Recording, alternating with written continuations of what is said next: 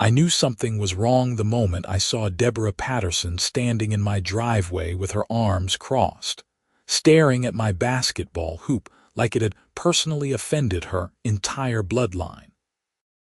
It was a Tuesday morning in March, and I had just gotten back from dropping my son Tyler at school in Aurora, Colorado.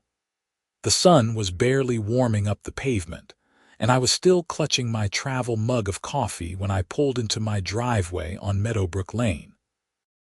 Deborah was standing there in her pressed khaki pants and navy blazer, holding a clipboard against her chest like it was some kind of shield. My name is Ryan Nakamura, and I had been living in the Sunrise Hills community for 3 years. It was one of those newer developments on the east side of Aurora, where every house looked vaguely similar but different enough that you could tell them apart if you tried. The HOA was strict, but I had done my homework before moving in. I read every single page of that covenant document, and I made sure everything I did was by the book. "Good morning, Deborah," I said, climbing out of my truck. I was already tired and the day had barely started. "Ryan, we need to talk about this basketball hoop," she said, not bothering with pleasantries. She gestured toward the portable hoop that sat at the edge of my driveway, right where it had been for the past 2 years. I took a sip of my coffee and tried to keep my expression neutral. "What about it? It needs to be removed. Immediately." She flipped through the papers on her clipboard with the kind of aggressive efficiency that made me think she had been practicing this moment in her bathroom mirror. "According to what rule?" I asked. I kept my voice calm, but my heart was already starting to pound. I had dealt with Deborah before. She was the vice president of the HOA board and took her position more seriously than most people take their actual jobs. She had filed complaints about Christmas lights being up too long, trash cans being visible from the street, and lawn heights being a 1/4 inch too tall. Section 12, subsection 4 of the HOA covenant clearly states that recreational equipment must not be visible from the street or must be approved by the architectural committee, she said, tapping her pen against the clipboard. "That hoop is entirely within code," I replied. "I checked before I bought it. Portable basketball hoops are allowed as long as they are not permanent fixtures, they are maintained in good condition, and they are not left in the street. Mine sits on my driveway. It is in perfect condition, and it never blocks anything." Deborah's jaw tightened. "The committee has decided that it is an eyesore and needs to go." "The committee decided," I repeated. "When did this committee meeting happen?" "Because I never received any notice about it, and according to the bylaws, homeowners have to be notified at least 14 days in advance of any vote that affects their property." Her face flushed slightly. "This is not up for debate, Ryan. You have 7 days to remove it, or you will start receiving fines." "Fines for what? I am not violating any rules." "You will receive a formal letter in the mail," she said, turning on her heel and walking back toward her black Lexus that was parked across the street. She climbed in and drove off without another word. I stood there in my driveway, staring at the basketball hoop that had caused absolutely zero problems for anyone until this exact moment. Tyler and his friends used it almost every day after school. Hell, even Deborah's own son, Marcus, was out here shooting hoops with the neighborhood kids at least 3 times a week. I had seen him just last Saturday, laughing and playing knockout with Tyler and the Johnson twins from 2 doors down. That evening, I told my wife Sarah about the encounter. She was in the kitchen making dinner, chopping vegetables for stir-fry while I sat at the counter nursing a beer. "Are you serious?" she said, pausing mid-chop. "She wants you to take down the hoop that her own kid uses." That is what she said. "That is insane. Tyler will be devastated." "That hoop is the only reason half these kids even go outside anymore." "I know," I said. But I am not taking it down. I checked the rules again after she left. I am completely within code. She has no grounds for this." Sarah resumed chopping, her knife hitting the cutting board with more force than necessary. "So what are you going to do? Wait for the formal letter, I guess, and then respond with the exact sections of the covenant that prove I am right." The letter arrived 4 days later, just as Deborah had promised. It was printed on official HOA letterhead and signed by both Deborah Patterson and the HOA president, a retired accountant named Gerald Foster, who mostly seemed to go along with whatever Deborah wanted. The letter stated that I was in violation of Section 12, subsection 4, and that I had until March 20th to remove the basketball hoop or face a fine of $50 per day. It also mentioned that repeated violations could result in a lien being placed on my property. I sat at my kitchen table and read the letter 3 times, feeling my blood pressure rise with each pass.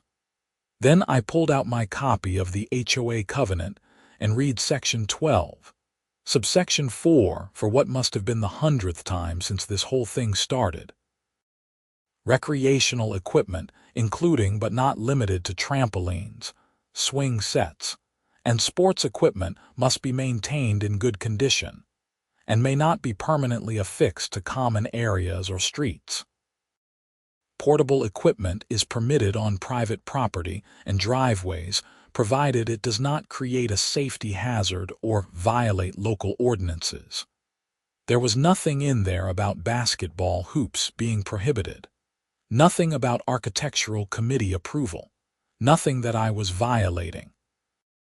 I spent the next 2 hours drafting a response letter. I cited the exact language of the covenant, included photographs of the basketball hoop showing that it was in excellent condition and properly positioned, and attached a copy of the Aurora Municipal Code showing that I was also in compliance with all local ordinances. I sent copies via certified mail to both Deborah Patterson and Gerald Foster, and I kept detailed records of everything. March 20th came and went. The basketball hoop stayed exactly where it was. Tyler and his friends kept playing every afternoon, their laughter and the rhythmic bounce of the basketball becoming the soundtrack of our evenings. On March 23rd, I received another letter. This one informed me that I was now accruing daily fines of $50 and that my account currently showed a balance of $150 owed to the HOA. I called Gerald Foster directly. His wife answered and put him on the phone after a moment. "Gerald, this is Ryan Nakamura from Meadowbrook Lane. I am calling about these fines you are trying to charge me for my basketball hoop." "Oh, yes," Gerald said. He sounded uncomfortable. "Deborah mentioned you were disputing that. I am not just disputing it. I am telling you that I am not in violation of any rules. I sent you a detailed letter explaining exactly why these fines are not valid. Well, the committee feels that the basketball hoop is not in keeping with the aesthetic standards of the community. The committee's feelings do not override the actual written covenant that every homeowner agreed to," I said, keeping my voice level. "Where in the covenant does it say that basketball hoops are prohibited?" There was a long pause. "I would have to look at that." "I already did the work for you, Gerald. It is in the letter I sent. Section 12, subsection 4 explicitly allows portable recreational equipment on private property. I am not violating anything." "I will discuss this with Deborah," he said. "You do that. And while you are at it, you might want to check your own bylaws about imposing fines without proper notification and due process. Because I am documenting everything, and if this continues, I will have no choice but to take legal action." I hung up feeling frustrated but also oddly energized. I was not the kind of person who enjoyed confrontation, but I also was not going to be pushed around by someone on a power trip. That weekend, I was outside washing my truck when Marcus Patterson rode up on his bike. He was 12, the same age as Tyler, and he looked nervous. "Hey, Mr. Nakamura," he said, stopping at the edge of my driveway. "Hey, Marcus, what is up? Is it true that you have to take down the basketball hoop?" I straightened up and tossed my sponge back into the bucket. "Where did you hear that? My mom was talking about it on the phone. She said you are being difficult about it." I took a breath and chose my words carefully. "Marcus, I am not taking down the hoop because I am not breaking any rules. Your mom thinks I should take it down, but the HOA rules actually say that I am allowed to have it." His face fell. "But if you take it down, where are we supposed to play?"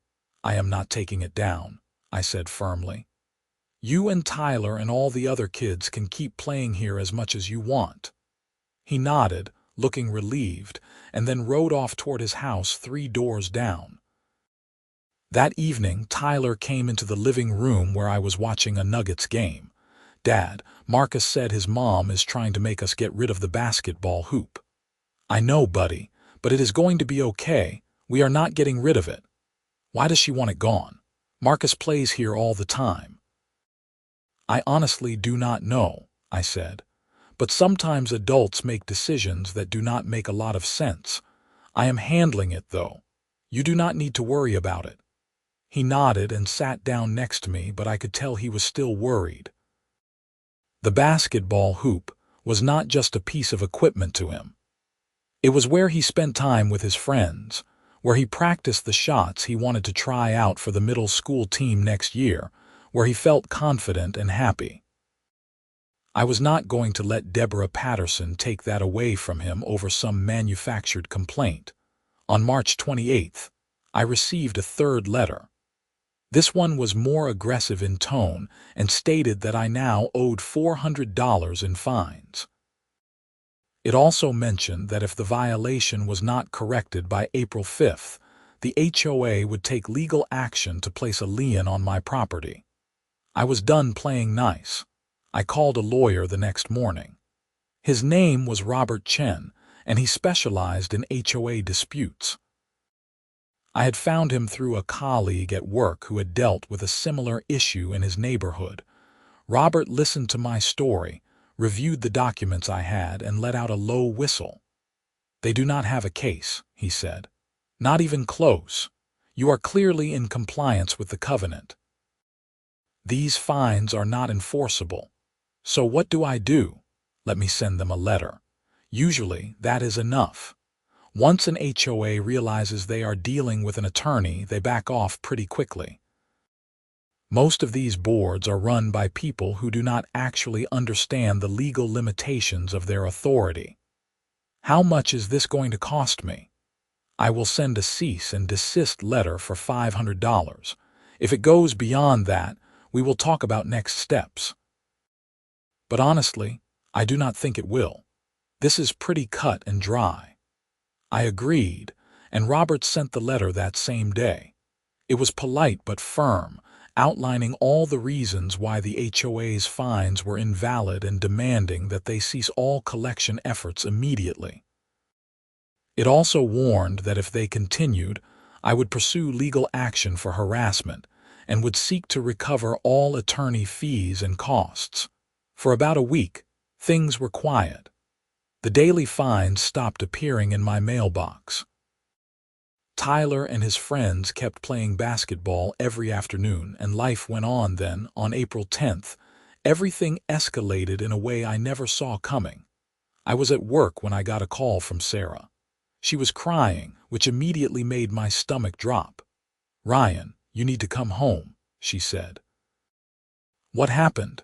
Is Tyler okay?" "Tyler is fine. But Deborah showed up with someone from the HOA management company, and they tried to take the basketball hoop." "They did what?" "They showed up with a truck and tried to haul it away. I stopped them, but Ryan, they were just going to take it. Like it was theirs. I told my boss I had a family emergency and drove home, going probably 15 miles over the speed limit. When I pulled onto Meadowbrook Lane, I saw Deborah's Lexus parked in front of my house, along with a white pickup truck that had Sunrise Hills Property Management printed on the side. I parked and got out. Sarah was standing in the driveway with her arms crossed, looking furious. Deborah was there, along with a guy in his 30s wearing a company polo shirt. The basketball hoop was still exactly where it had always been. "What the hell is going on here?" I demanded. "Mr. Nakamura, I am Travis from Sunrise Hills Property Management. We are here to remove equipment that is in violation of HOA regulations." "You are not touching that hoop," I said. "And if you try, I will call the police and report you for theft." "It is not theft," Deborah interjected. "The HOA has the right to remove items that violate the covenant." "Show me where in the covenant it says you can come onto my property and take my belongings without a court order," I said. "I will wait." Travis looked uncomfortable. He glanced at Deborah, then back at me. "Madam, maybe we should rethink this." "We have the authority," Deborah insisted. "No, you do not," I said. I pulled out my phone. "I am calling the police right now, and then I am calling my attorney. You are trespassing and you are attempting to steal my property. I suggest you leave immediately." I dialed 911. The operator answered, and I calmly explained that people were on my property attempting to take my belongings without permission. Travis was already heading back to his truck. "We are leaving," he said to Deborah. "This is not worth it." "Travis, you work for the HOA," Deborah said. "I work for the management company and I am not getting arrested for you," he replied. He climbed into his truck and drove off. Deborah stood there, her face bright red, clutching her clipboard like a lifeline. "This is not over." "You are right, it is not," I said. "Because now you have attempted to steal my property in front of witnesses. My attorney is going to love hearing about this." She got into her car and left just as an Aurora police cruiser pulled up. The officer, a woman named Officer Ramirez according to her name tag, took statements from both Sarah and me. I showed her the letters from the HOA, the letter from my attorney, and explained the entire situation. "So they tried to take your basketball hoop without any legal authority?" she asked. "That is exactly what happened." She wrote everything down and gave me a case number. "If they come back and try this again, call us immediately. What they attempted to do today is theft, even if they are part of the HOA. They do not have the right to take your property without a court order." After she left, I called Robert Chen and filled him in on what had happened. "Are you kidding me?" he said. "They actually tried to physically remove it." "Yep. My wife stopped them and then I got home and they took off." "Okay, this just got a lot more serious. I am going to file a complaint with the county and also send another letter to the HOA threatening legal action for attempted theft and harassment. This is way over the line. Should I do anything else? Document everything. Take photos, keep records of every interaction. And Ryan, install a security camera. If they are willing to try this once, they might try again." I took his advice and ordered a Ring doorbell camera that same day. I also set up a camera that pointed at the driveway. If Deborah or anyone else tried something like this again, I would have video evidence. The next HOA board meeting was scheduled for April 18th. According to the bylaws, homeowners could attend and speak during the open forum portion. I marked it on my calendar and started preparing what I wanted to say. In the meantime, I received a letter from Robert Chen's office with a copy of the formal complaint he had filed with the Colorado HOA Regulatory Division. Colorado had laws governing HOA behavior, and attempting to seize property without legal authority was a serious violation. The letter also demanded that all fines against me be dropped immediately and that the HOA issue a formal apology. The HOA's response came 3 days before the board meeting.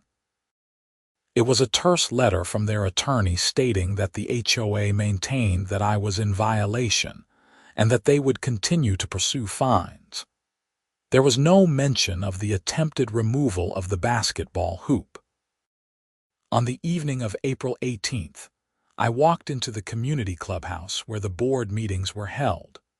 The room was set up with a long table at the front for the board members and rows of folding chairs for residents. About 20 people were scattered throughout the room, which was more than usual. Word had apparently gotten around about the basketball hoop dispute. Deborah was already seated at the table, along with Gerald Foster and 3 other board members I recognized, but did not know well. Deborah's expression tightened when she saw me walk in, but she did not say anything. I took a seat in the 3rd row and waited. The meeting started with the usual boring stuff: budget reports, landscaping updates, a discussion about repainting the community entrance sign. Then they opened the floor for homeowner comments. I stood up.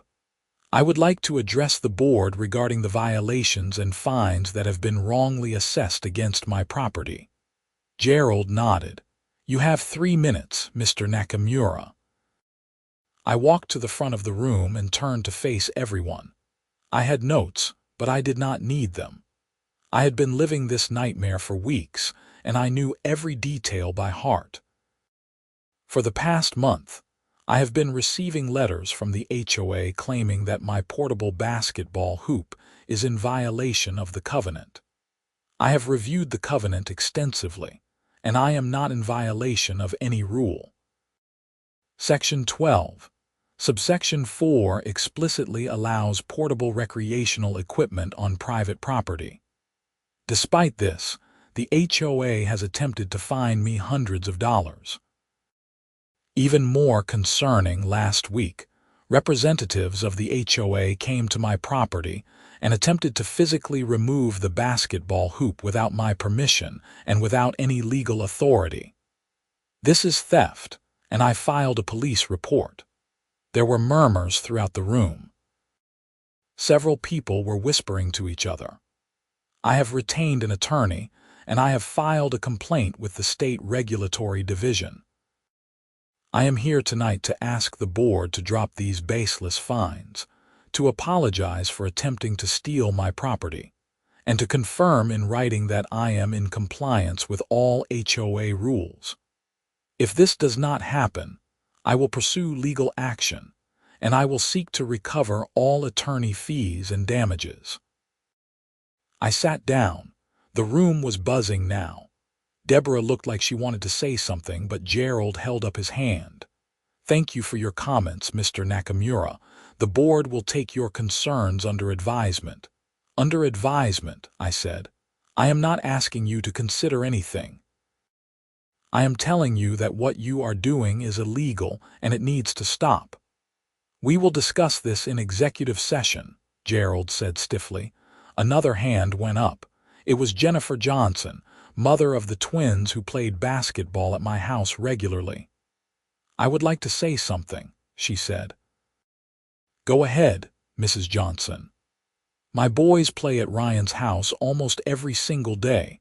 That basketball hoop is the best thing that has happened to this neighborhood. Our kids are outside, they are active, they are making friends. I do not understand why the board is targeting Ryan over something that is helping our community. Another parent stood up, a man named David Lee from the next street over. My daughter plays there too. This whole thing is ridiculous. More people started speaking up, one after another. It turned out that nearly every family with kids in the neighborhood had children who used the basketball hoop. They were all confused and angry about why the HOA was pursuing this. Deborah finally spoke, her voice sharp. The issue is not whether children use the basketball hoop. The issue is maintaining community standards and ensuring that all residents follow the rules. But he is following the rules, Jennifer Johnson said. That is the whole point. The Architectural Committee has the authority to determine what is and is not acceptable, Deborah replied. Show me where in the covenant the architectural committee has the authority to override the written rules, I said. Deborah did not answer. Gerald cleared his throat. As I said, we will discuss this in executive session. Are there any other matters? The meeting continued, but I could barely focus. After about 30 more minutes of mundane HOA business, they adjourned. I was gathering my things when several neighbors came up to me. "Do not back down on this," David Lee said. "What they are doing is wrong." "I do not plan to," I replied. Jennifer Johnson touched my arm. "If you need people to testify or write letters or whatever, let us know. We have got your back." That support meant more than I could express. I had been feeling isolated and frustrated, like I was fighting this battle alone. Knowing that other people saw how absurd this situation was made a huge difference. When I got home, Sarah was waiting up for me. "How did it go?" "Better than I expected." A bunch of neighbors spoke up in support. "The board is supposed to discuss it in executive session, but I am not holding my breath." "You think they will drop the fines?" "I honestly have no idea. But if they do not, Robert is ready to file a lawsuit." Over the next week, I heard nothing from the HOA. No letters, no emails, no phone calls. I was not sure if that was a good sign or a bad sign. Then, on April 27th, I received a letter from a different attorney. This one was representing Deborah Patterson personally, and it was accusing me of harassment and defamation. I read the letter twice, feeling a mixture of disbelief and anger. It claimed that I had made false statements about Deborah at the board meeting, that I had encouraged other residents to harass her, and that I had damaged her reputation in the community. It demanded that I issue a public apology and cease all negative statements about her. I immediately forwarded it to Robert Chen. He called me within an hour. "This is a slap suit," he said. "A what?" "Strategic lawsuit against public participation. It is a bullying tactic. She is trying to intimidate you into shutting up by threatening legal action. The good news is that Colorado has anti-slap laws. If she actually files a lawsuit, we can get it dismissed and she will have to pay your attorney fees." "So what do I do?" "Nothing. Do not respond to her attorney. Do not apologize. Do not do anything. Let me handle it. I'm going to send a response explaining that your statements at the board meeting were protected speech and that this threat is baseless. I am also going to file a motion to accelerate our complaint against the HOA because this is clearly retaliatory." "This is insane," I said. "All of this over a basketball hoop." "Welcome to HOA disputes," Robert said dryly. "I have seen people go to war over lawn gnomes and mailbox colors. People get weird about this stuff." The next few weeks were tense. I kept expecting something else to happen, some new escalation, but things were quiet. Tyler and his friends kept playing basketball. The weather was getting warmer, and the afternoons were filled with the sounds of kids laughing and the bounce of the ball on concrete. Then, in mid-May, I got a call from Robert with news. "The State Regulatory Division has completed their investigation," he said. "They found that the HOA violated multiple statutes. They are ordering the HOA to drop all fines against you, to cease any enforcement action related to the basketball hoop, and to pay a penalty to the state. They are also putting the HOA on probationary status and requiring the board to complete training on proper procedures."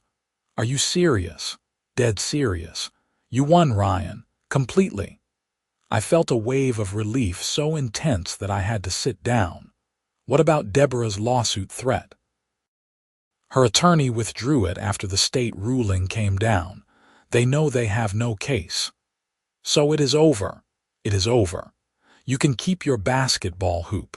You do not owe the HOA a penny and they cannot bother you about this anymore." I thanked Robert, paid his final bill, and then walked outside to where Tyler was shooting hoops with Marcus, the Johnson twins, and David Lee's daughter Emily. "Hey, Dad," Tyler called. "Want to play horse?" "Yeah," I said, grinning. "I really do." But the story did not end there. Because while the legal battle was over, the social dynamics in the neighborhood had shifted in ways I had not anticipated. Deborah Patterson stopped speaking to me entirely. Whenever she saw me, she would turn and walk in the other direction or pretend to be very interested in something on her phone. I did not particularly care, but it was strange living 3 doors down from someone who acted like you did not exist. What surprised me more was what happened at the next HOA board meeting in June. I did not plan to attend, but Jennifer Johnson called me the day before and told me I should come. "Trust me," she said.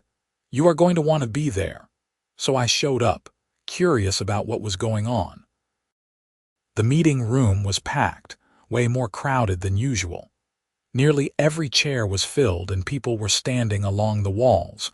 When the meeting started, Gerald Foster looked nervous. Before they could even get through the opening procedural stuff, Jennifer Johnson stood up. "I would like to make a motion to remove Deborah Patterson from the board," she said. The room went silent. Deborah's head snapped up, her eyes wide. "On what grounds?" Gerald asked. "On the grounds that she abused her authority, wasted HOA resources on a personal vendetta, and caused the HOA to be fined by the state regulatory division. Her actions cost this community money and damaged our reputation. She is not fit to serve on the board." Another resident stood up. "I second the motion." What followed was a parliamentary procedure that I barely understood, but the upshot was that the motion was valid and had to be put to a vote. Gerald tried to argue that they needed more time to consider it, but the bylaws were clear. A motion to remove a board member could be brought by any homeowner and required a majority vote of homeowners present at the meeting. People started lining up at the microphone to speak. One after another, residents talked about Deborah's behavior. It turned out that I was not the only person she had targeted over the years. There were stories about her filing complaints over minor issues, threatening fines for trivial violations, and generally making life miserable for people who did not meet her standards. Deborah tried to defend herself, claiming that she was just enforcing the rules and that people were attacking her unfairly, but her arguments fell flat. When the vote finally happened, it was not even close. 32 residents voted to remove her from the board. 8 voted against. She was out. Deborah gathered her things, her face frozen in an expression of shock and anger, and walked out of the meeting. She never attended another HOA event after that night. Gerald Foster announced his resignation at the same meeting, saying that he was tired and wanted to focus on other things. I suspected he just did not want to deal with the fallout from everything that had happened. The board held elections the following month to fill the empty seats. Jennifer Johnson was elected president. David Lee became vice president. The new board's first action was to pass a resolution formally apologizing to me and confirming in writing that my basketball hoop was fully compliant with all HOA rules. Life in the neighborhood slowly returned to normal, or at least a new version of normal. The basketball hoop remained exactly where it had always been, and kids continued to play there every day. Marcus Patterson still came by, though less frequently.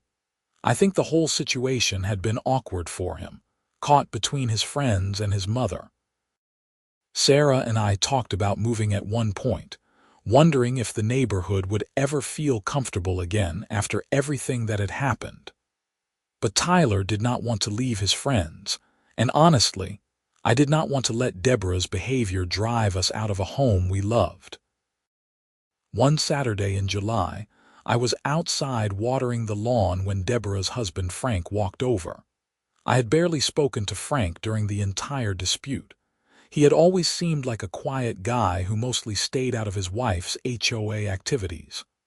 "Ryan, do you have a minute?" he asked. "Sure," I said, turning off the hose. "I just wanted to apologize for everything that happened. Deborah got way too caught up in the HOA stuff. She did not handle it right, and you did not deserve any of that." I was not sure what to say. "I appreciate you saying that, Frank. For what it is worth, Marcus loves playing basketball at your place. He has been really upset about all of this." "He is welcome anytime," I said. "I have never had a problem with Marcus." Frank nodded. "Deborah is talking about us moving. She says she cannot stand living here anymore after what happened at that meeting." "That is her choice," I said. I was not going to pretend to be sad about the possibility of Deborah leaving, but I also did not want to be cruel to Frank, who seemed like he was just trying to keep his family together. "Anyway, I just wanted to say that," Frank said. He shook my hand and walked back to his house. The Pattersons did end up moving, though not until October. I helped Frank load boxes into the moving truck, and Deborah stayed inside the entire time. Marcus came over the night before they left to say goodbye to Tyler. The two of them shot hoops in the driveway until it got dark, not talking much, just being kids. The new family that moved into the Patterson house had a daughter in elementary school who loved basketball. She was out playing at our hoop within a week of moving in. Her parents, Mark and Lisa, were friendly and easygoing. They thought the whole HOA dispute story was insane when Jennifer Johnson filled them in at a neighborhood barbecue. The HOA board under Jennifer's leadership was completely different from what it had been under Gerald and Deborah. They focused on actual community improvement projects instead of nitpicking homeowners over minor issues. They organized neighborhood events, improved the common areas, and generally made Sunrise Hills a better place to live. I ended up joining the board myself, a year later, filling a vacancy when one of the members moved for work. It was not something I had ever planned to do, but Jennifer convinced me that having someone who understood the importance of following the actual rules, not just personal preferences, would be valuable.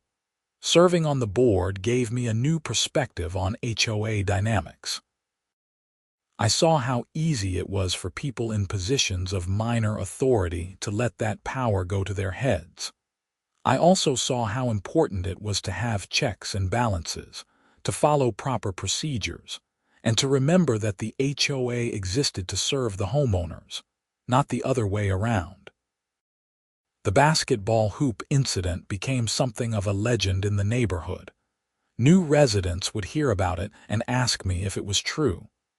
I would tell them the story, usually while watching kids play at the very hoop that had caused so much drama. Tyler is in high school now, and he made the varsity basketball team as a sophomore. He still practices in the driveway sometimes, though not as often as he used to. The portable hoop that was the center of so much conflict is showing its age now. The backboard faded from years of sun, the net frayed. I have thought about replacing it, but there is something satisfying about keeping the same one, a visible reminder that standing up for what is right matters. Looking back on the whole experience, I learned a lot about community, about power, and about the importance of knowing your rights. I learned that most people are reasonable and decent, but that the few who are not can cause an incredible amount of damage if they are not challenged. I learned that sometimes you have to fight for things that seem small because the principles behind them are not small at all. I also learned that my neighbors, people I barely knew before all this started, were willing to stand up and speak out when they saw something unjust happening. That sense of community, of people looking out for each other, ended up being the most important outcome of the entire situation. The whole ordeal lasted about 3 months from start to finish, but it changed the trajectory of our neighborhood in ways that are still playing out years later. We have an HOA now that operates transparently, that respects homeowners' rights, and that focuses on genuine community improvement. We have neighbors who are more engaged and who are not afraid to speak up when they see problems. And we have a basketball hoop that sits in a driveway on Meadowbrook Lane, where kids still gather on summer evenings to play horse and knockout and practice their three-pointers.